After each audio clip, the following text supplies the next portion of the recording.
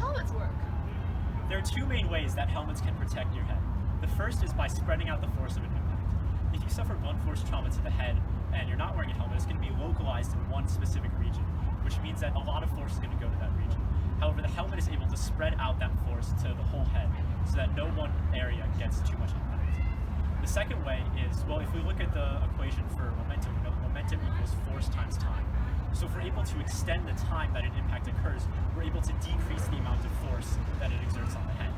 So the styrofoam in the helmet allows the impact to take place for a longer amount of time, meaning that the force produced will be less, and therefore, less force, hopefully, less severe injury. And now for the practical demonstration. This is our melon. His name is Fank. Not Frank, but Fank. Now I'm going to drop him. 3. Oh my god.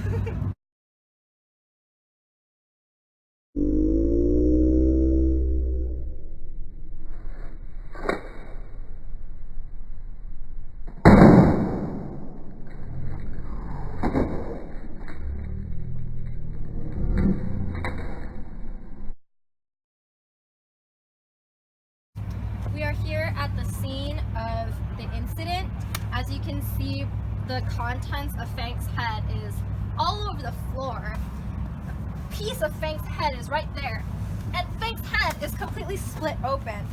As you can see, the styrofoam is cracked and the helmet is also cracked and dented. If the styrofoam is cracked, then the force cannot be distributed.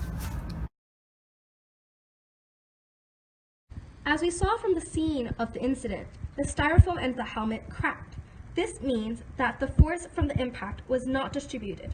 Instead, a lot of force was applied to one point at the head.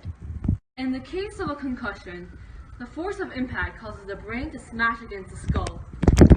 The result is DAI, or diffuse axonal injury. During DAI, the neurons that make up the brain stretch and snap, forming tangles. Inflammation occurs and intracranial pressure from bleeding increases. We will now explain the processes behind DAI and show why concussions are a vicious cycle. Upon impact, the neurons became very excited and produced two important products. First, we will focus on glutamate. Glutamate is a neurotransmitter that excites neurons, thus increasing cell activity. This reduces the amount of oxygen in the brain, causing hypoxia and cell death. The second product is ATP. Being excited requires a lot of energy. The impact basically puts the mitochondria of the neurons in overdrive. A phosphate detaches from ATP and attaches to the tau proteins, which keep the microtubules of the axon together. This phosphorylation causes the tau protein to denature, or change shape, which in turn causes the microtubules to unravel, forming neurofibrillary tangles.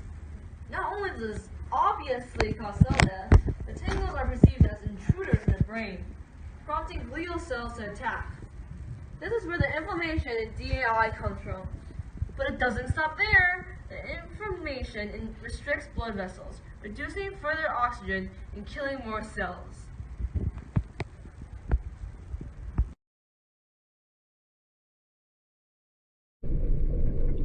What can we do to help skateboarders like Fank? The helmet we had consisted of a non-durable plastic shell and a layer of styrofoam inside.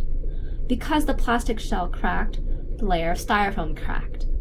We suggest the makers of the helmet to use a more durable impact-resistant plastic to protect the styrofoam and more styrofoam. This would allow the helmet to distribute and absorb the forces even under great impact. Even if, due to acceleration and deceleration, the brain still bashes into the skull, at least the stronger material and thicker padding will distribute the force enough so that the impact is less.